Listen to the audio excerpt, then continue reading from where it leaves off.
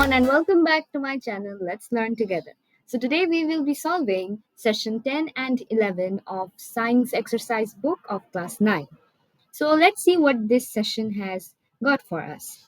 So look, at the very beginning of this session, you have been given an experiment to do. That is, you have to make a catapult. Now, what is a catapult basically? It is a sort of weapon, though you're going to make it in a very small form. But before, in ancient times, I mean, not in ancient times, previously when uh, kingdoms and wars were very prevalent, at that time, these catapults were used as weapons to throw big cannonballs, let's say, or fireballs on the enemy's army. Okay, so there are some really interesting mechanisms that are present in this catapult, and those mechanisms basically function by the help of uh, force, momentum, and energy. So that is what you will be discussing in this entire activity of this session. But at first you have to make the catapult, right? So all the instructions for making the catapult has been given here, and hopefully your teacher will also be showing you how to make. However, if that doesn't happen, then I will suggest you to go for some tutorials that are available in YouTube. You can follow any of them and make your own catapults. Okay, so all the groups of your class will be making this, and you guys will be evaluating that how strong your catapults are and how well they throw the shots. All right. Now let's say our catapult is ready. Now we have to start doing the activity. Let's see. I have highlighted the main parts of the question or the activities for you. So let's see what the first one is. Which group's paper ball has gone the longest distance? Why? Justify your answer, showing calculations if necessary. This question basically asks for the data that among all the groups catapult, which catapult managed to throw the ball or the shot the longest at the longest distance, and why is that? So look, in a catapult, how do we basically throw a ball? This is a catapult, let's say, and here we are going to place the ball, and then we are going to pull this part, and we are going to release it, and therefore that potential energy which was stored in that ball due to the pulling will immediately convert into kinetic energy due to the restorative force of the rubber bands of this catapult, or let's say the plastic spoon of this catapult. Okay, this plastic spoon has a tendency of restoration. Okay, so when we pull it backwards, it has a tendency to restore back to its previous position. So at that time, when we release the spoon, so it gains its restorative force and immediately helps to transfer potential energy into kinetic energy, and thus the ball goes like covers a distance, right? It gets launched. Now this is the thing, right? So who's now we have to determine that which group's catapult has covered the longest. I mean, not catapult, the launched ball has covered the longest distance. So here an example is given that let's say that team A's maximum distance was 5 meters, team B's was 4.5 meters, and team C's was 6 meters.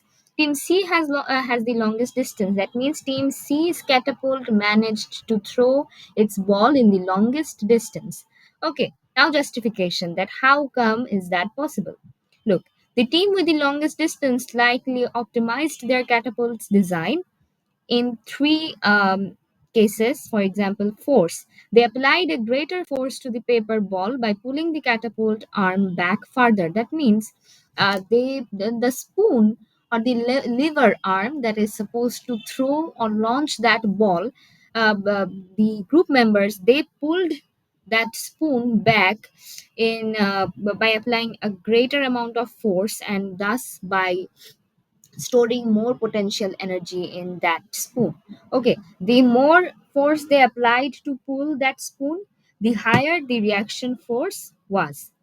And then energy transfer, they efficiently transferred potential energy stored in the stretched rubber band to kinetic energy. That means the potential energy that was stored in the stretched rubber band or the plastic spoon was converted into kinetic energy efficiently due to the fact that no loss of energy happened in the meantime. That means while the conversion of energy from potential to kinetic, it was very efficient. That means in the process, no energy was converted into some else, like some other forms of energy. It was direct. Okay. And then momentum. The paper ball gained more momentum due to the higher force applied. That means while pulling the spoon or like the plastic spoon backwards, we did what? We applied more force, right? And we know that force is proportional to the rate of change of momentum.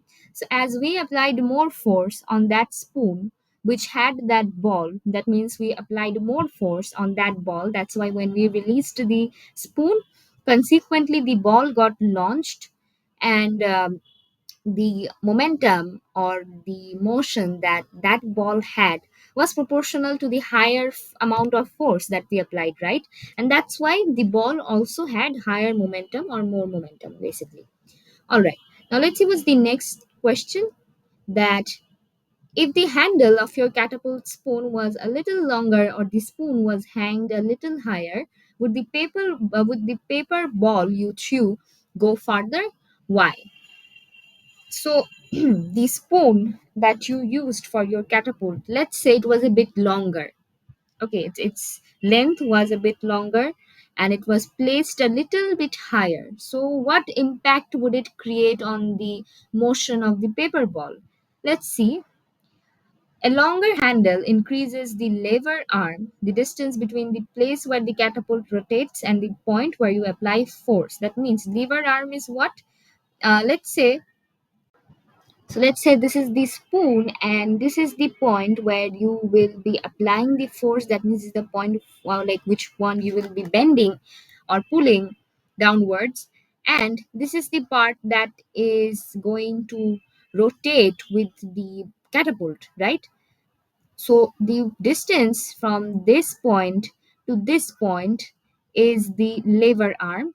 Okay, so if this amount is increased, that time what will happen? We will be able to apply more force because we will be able to pull this part downwards more. Look, if this spoon is small, that time we cannot bend it much. But if this spoon is longer, that time we can bend it much, right?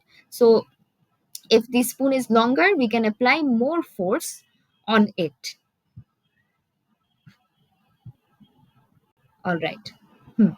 So this is lever arm. Okay. The distance between the place where the catapult rotates and the point where you apply force, allowing for greater force and resulting in more kinetic energy and momentum, making the ball travel farther. A higher spoon position improves the launch angle and enhances the transfer of potential energy to kinetic energy, maximizing the force and distance. Look, we know that the potential energy of any object increases with its position or its height, right? So if we manage to place the ball higher by making the spoon, by fixing the spoon in a higher position, that time we can ensure that more potential energy is what is like can be stored in that ball. Okay, so that whole potential energy which is in a good amount gets efficiently converted into kinetic energy. Also, the higher spoon position improves the launch angle. So launch angle basically means the let's say the look, when we launch that ball, it will reach a specific height, right? So from that height to the launching point, initial launching point, an angle is created. That's called a launch angle. So if the spoon is placed a bit higher, that time we can ensure a good launch angle that will increase the height of the ball when it is launched, and that's why the transfer of potential energy and kinetic energy will also be quite efficient without the loss of any sort of energy, right? So additionally, both changes increase the restorative force of the rubber band, contributing to a greater launch force and a longer distance traveled by the paper ball. That means the when if the spoon is a bit longer, that time as I said that we can bend it more, right? And bending it more means that we are ensuring a good amount of restorative force is going to be applied by that spoon. Okay, for restoring in its initial position, that spoon will apply some restorative force on itself, and due to that, if that force is more, that time we can ensure that the launched ball will get more momentum or will get more acceleration.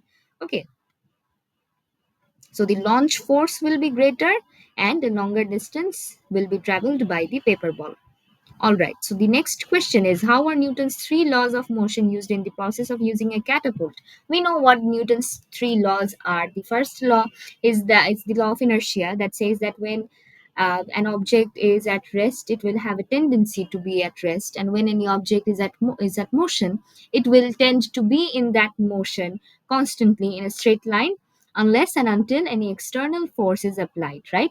So in this regard, see, if we don't apply any force to the spoon of that catapult, then it will remain in rest forever. Then the second law we know is that the the applied force over any object will be proportional to the rate of change of momentum, or as far as we saw after the derivation of this formula, which we get from the second law, we saw that F equals to ma, right?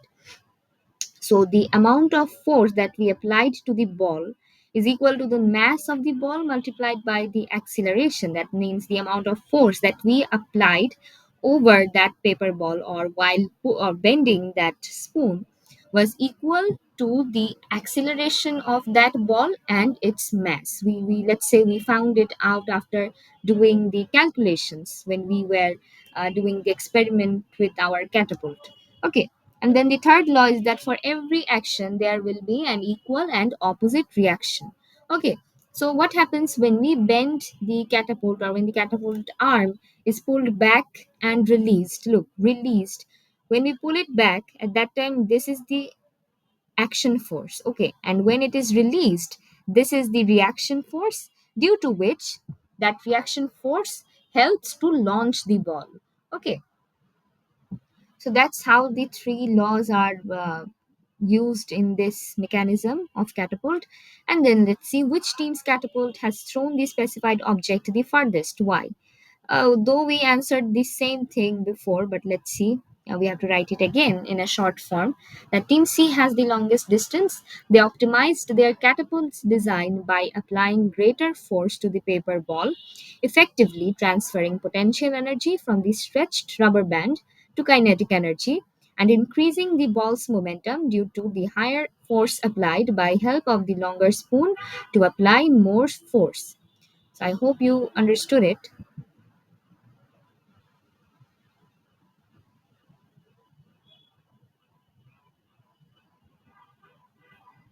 Now let's see what's the next and the last question.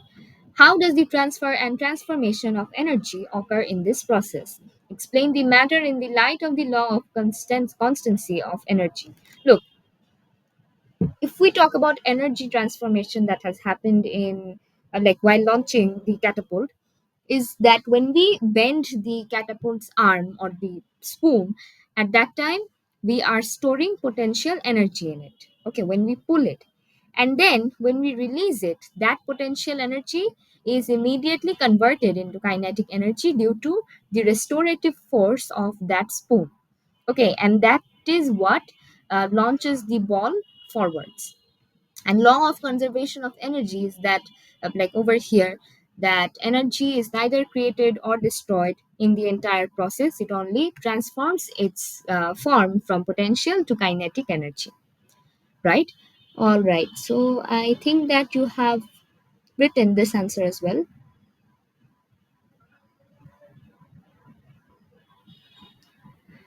All right, so that's it for today's video. And congratulations, our last session of this chapter is also completed. In the next video, we will go for the very next topic. All right.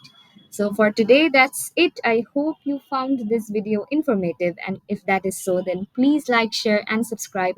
And if you require any sort of improvements in these videos, then let me know in the comment section. For today, goodbye. We will meet in the next video.